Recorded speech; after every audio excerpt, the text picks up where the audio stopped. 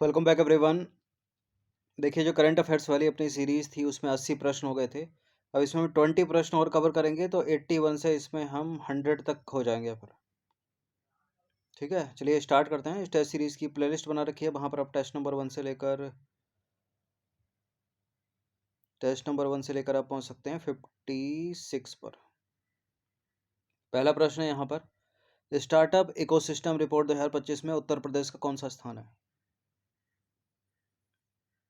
Startup ecosystem report में जो प्रथम स्थान है वो है महाराष्ट्र का। ठीक है, और जो दूसरा स्थान है वो है कर्नाटक का, और उत्तर प्रदेश का इसमें तीसरा स्थान है, तो सी है इसका आंसर। देखिए, स्टार्टअप इकोसिस्टम रिपोर्ट 2025 में उत्तर प्रदेश तीसरे स्थान पर है, महाराष्ट्र पहले स्थान पर है, कर्नाटक दूसरे स्थान पर है। उत्तर प्रदेश राज्य 26 यूनिकॉर्न स्टार्टअप के साथ इस उपलब्धि पर पहुंचा और इसमें 14,000 से अधिक स्टार्टअप कार्यरत हैं यूपी में। पहले स्थान पर महाराष्ट्र, दूसरा कर्नाटक और उत्तर प्रदेश का तीसरा। इस टेस्ट सीरीज की आप फुल टेस्ट सीरीज से जुड़ सकते हैं, नंबर इस पर कॉल या व्हाट्सअप करके। ठीक है, एक छोटा सा अमाउंट है, पूरे साल के लिए पेमेंट कर सकते हो आप वन टाइम। इतना कम इसलिए रखा है ताकि सभी लोग इसको इजीली अफोर्ड कर सकें। अगला जो प्रश्न है वो है, ग्लोबल स्टार्टअप इकोसिस्टम रिपोर्ट 2025 के अनुसार दुनिया का कौन सा शहर शीर्ष स्थान पर है?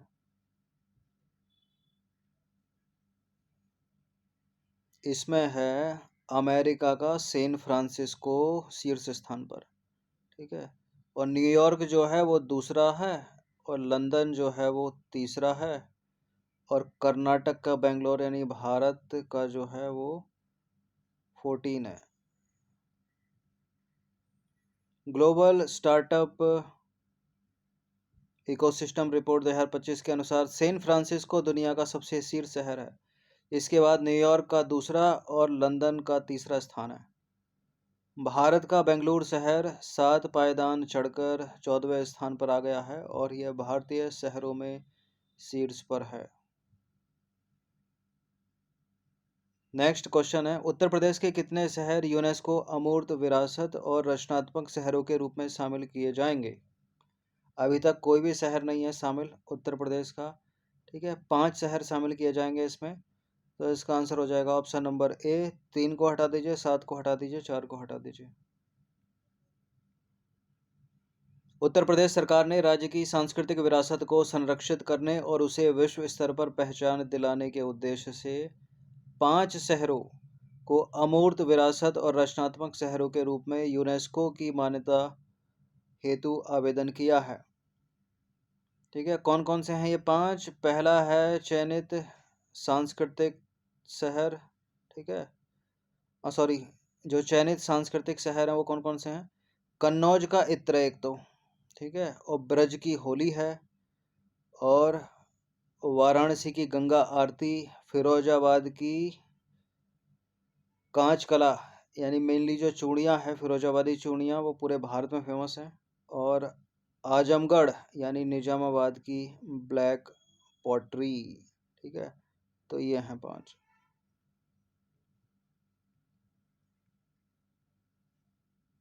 नेक्स्ट क्वेश्चन, उत्तर प्रदेश के किस जिले में दिव्यांगों के लिए विशेष स्मार्ट स्कूल की शुरुआत की गई है? उत्तर प्रदेश के ग्रेटर नोएडा में दिव्यांगों के लिए विशेष स्मार्ट स्कूल की शुरुआत की गई है, सी है इसका आंसर। देखिए, उत्तर प्रदेश के ग्रेटर नोएडा में प्रदेश का पहला हाईटेक स्मार्ट स्कूल शुरू हुआ है जो दिव्यांग बच्चों के लिए विशेष सुविधाएं प्रदान करता है, जबकि गाजियाबाद के मसूरी में दिव्यांगों की शिक्षा के लिए जिले का पहला समेकित विश्वविद्यालय जो है तैयार हो चुका है। तो ग्रेटर नोएडा का नाम याद रखिएगा, उत्तर प्रदेश का पहला हाईटेक स्मार्ट स्कूल। एक उत्तराखंड में भी है मसूरी, एक गाजियाबाद में भी मसूरी जगह है, उसमें दिव्यांगों की शिक्षा के लिए जिले का पहला समेकित विद्यालय तैयार हो चुका है। अगला आ जाइए, क्वेश्चन नंबर 85 है, जनवरी 2025 में समाचारों में रहा काला ग्राम का संबंध निम्न में से किससे था? पश्चिमी विक्षोभ से, महाकुंभ 2025 से, उड़ीसा में आए चक्रवात से, या भारत की राजधानी नई दिल्ली के रेलवे स्टेशन में हुई भगदड़ से? ठीक है, ये हुई तो महाकुंभ 2025 के कारण ही थी भगदड़। और यहाँ उत्तर है महाकुंभ 2025 से संबंधित है ये कलाग्राम।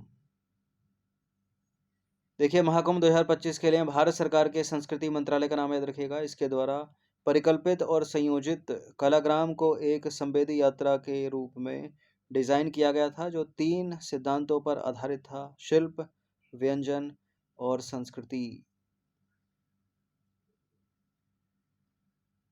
3 दिवसीय भारत नेपाल साहित्य महोत्सव कहाँ आयोजित हुआ था? 3 दिवसीय भारत नेपाल साहित्य महोत्सव आयोजित हुआ था मथुरा के वृंदावन में। बी है इसका आंसर। देखिए, उत्तर प्रदेश के मथुरा में यानी वृंदावन में, मथुरा के वृंदावन में 3 दिवसीय भारत नेपाल साहित्य महोत्सव का आयोजन किया गया। यह महोत्सव साहित्य और सांस्कृतिक विरासत को बढ़ावा देने के उद्देश्य से आयोजित किया गया था।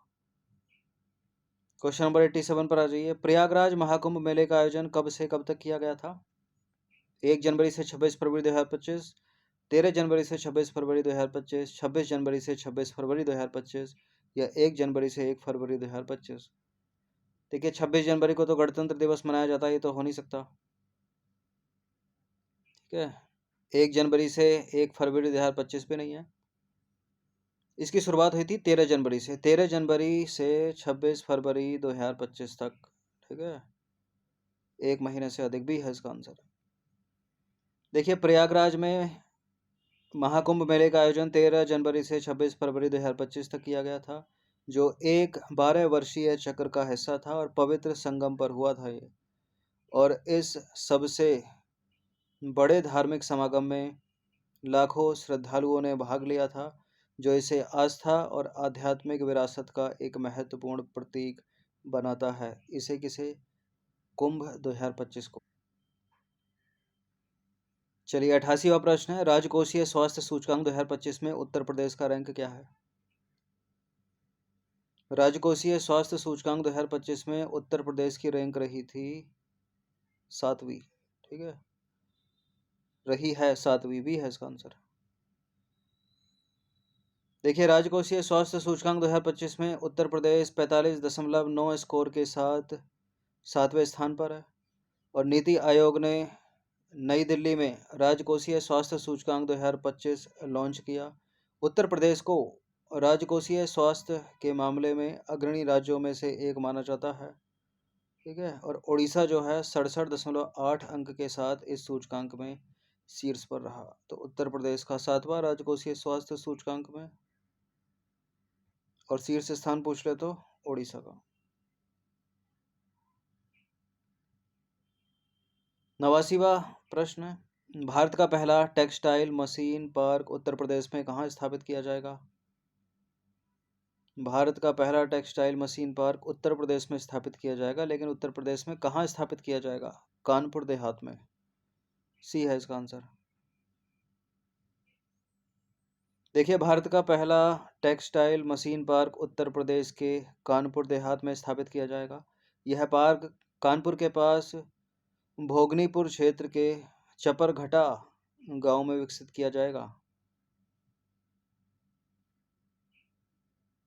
इन सभी प्रश्नों की ये जो 100 के 100 हैं, फुल टेस्ट सीरीज से जुड़ सकते हैं आप पेड टेलीग्राम ग्रुप से। ठीक है, उसको आप प्रिंट कराकर जो है ई बुक की तरह पढ़ सकते हैं। क्वेश्चन नंबर 90 है। प्रथम नदी डॉल्फिन सर्वेक्षण के अनुसार भारत में सबसे अधिक डॉल्फिन की संख्या कहाँ दर्ज की गई है? कहाँ दर्ज की गई है? उत्तर प्रदेश में दर्ज की गई है। ठीक है, बी है इसका आंसर। देखिए, उत्तर प्रदेश में डॉल्फिन की सबसे अधिक आबादी दर्ज की गई है।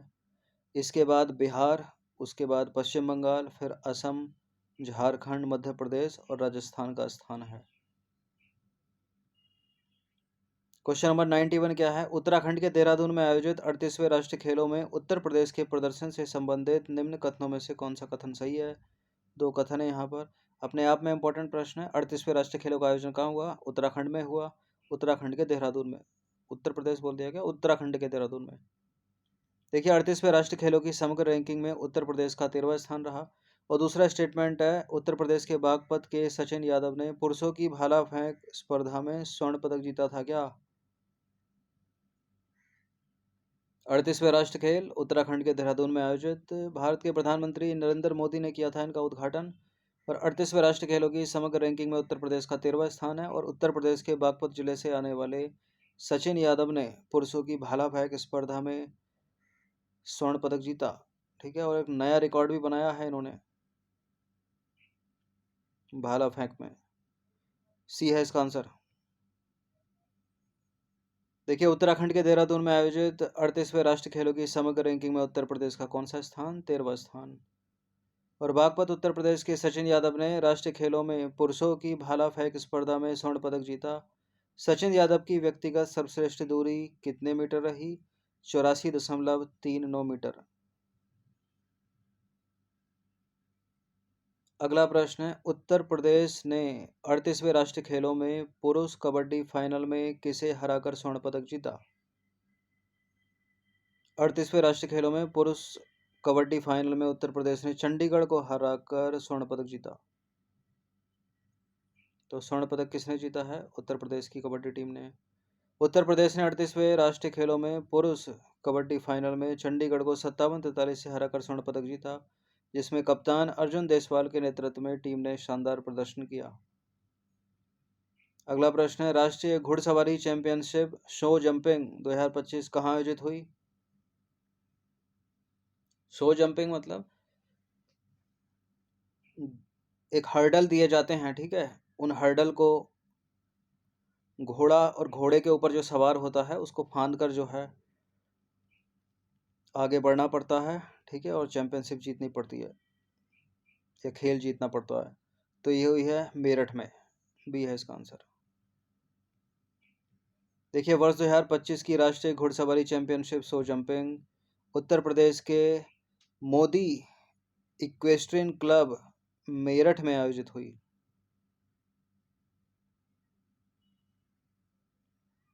अगला प्रश्न क्या है, उत्तर प्रदेश के सचिन यादव ने देहरादून में 38वें राष्ट्रीय खेलों में पुरुषों की भाला फेंक स्पर्धा में स्वर्ण पदक जीता, ठीक है, और खेलों का रिकॉर्ड बनाया। पुरुषों की भाला फेंक स्पर्धा में सचिन यादव की व्यक्तिगत सर्वश्रेष्ठ दूरी क्या थी? ऊपर था एक्सप्लेनेशन में, क्या थी? 84.39 मीटर। बी है इसका आंसर। ठीक है, सचिन यादव ने 84.39 मीटर का व्यक्तिगत सर्वश्रेष्ठ प्रदर्शन किया और मीट रिकॉर्ड को 2 मीटर से अधिक से तोड़कर 38वें राष्ट्रीय खेलों में पुरुषों की भाला फेंक स्पर्धा में स्वर्ण पदक जीता, जो हुई थी उत्तराखंड के देहरादून में। नेक्स्ट क्वेश्चन क्या है, मुख्यमंत्री योगी आदित्यनाथ ने माइक्रोसॉफ्ट कैंपस की आधारशिला कहाँ रखी? माइक्रोसॉफ्ट कैंपस की आधारशिला रखी गई है उत्तर प्रदेश में।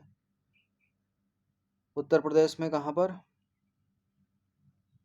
उत्तर प्रदेश के नोएडा में। ऑप्शन नंबर डी है इसका आंसर।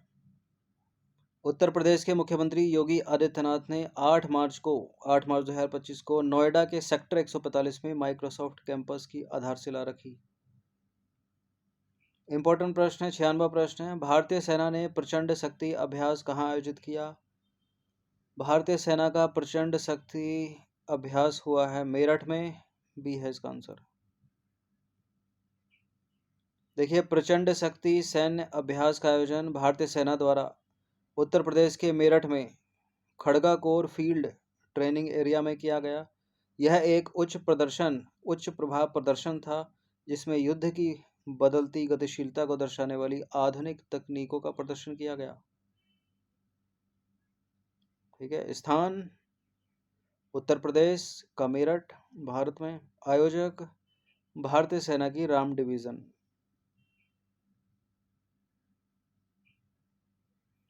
अगला प्रश्न है, उत्तर प्रदेश की अर्थव्यवस्था वित्त वर्ष 2024-25 में सकल राज्य घरेलू उत्पाद यानी GSPD 8.4 यानी 8.4% से बढ़कर कितने प्रतिशत हो गया है?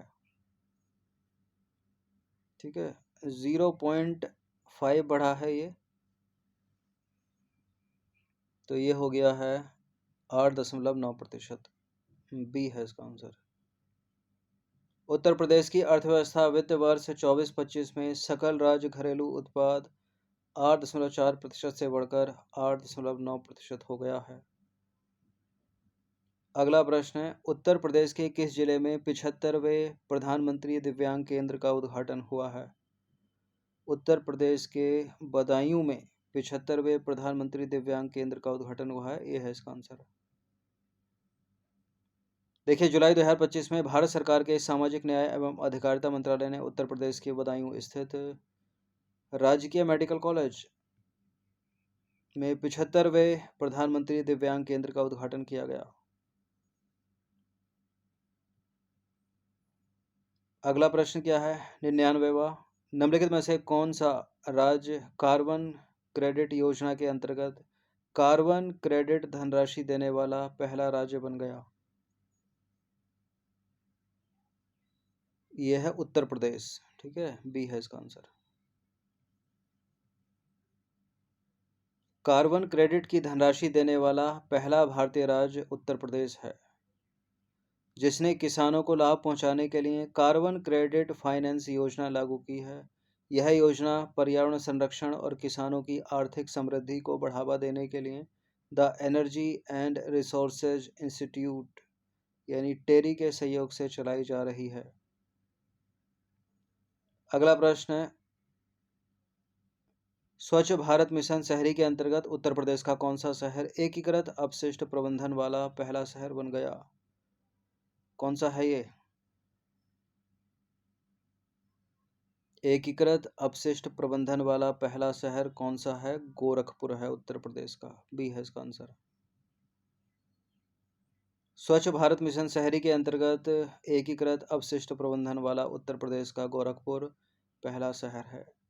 तो हमने 100 प्रश्न कवर कर लिए हैं। इम्पोर्टेंट हैं ये सारे के सारे, सीधे सीधे एग्जाम्स में या फिर एक्सप्लेनेशन से बनेंगे। ठीक है, इन सभी का फुल टेस्ट सीरीज प्राप्त कर सकते हैं ये नंबर इस पर कॉल या व्हाट्सअप करके।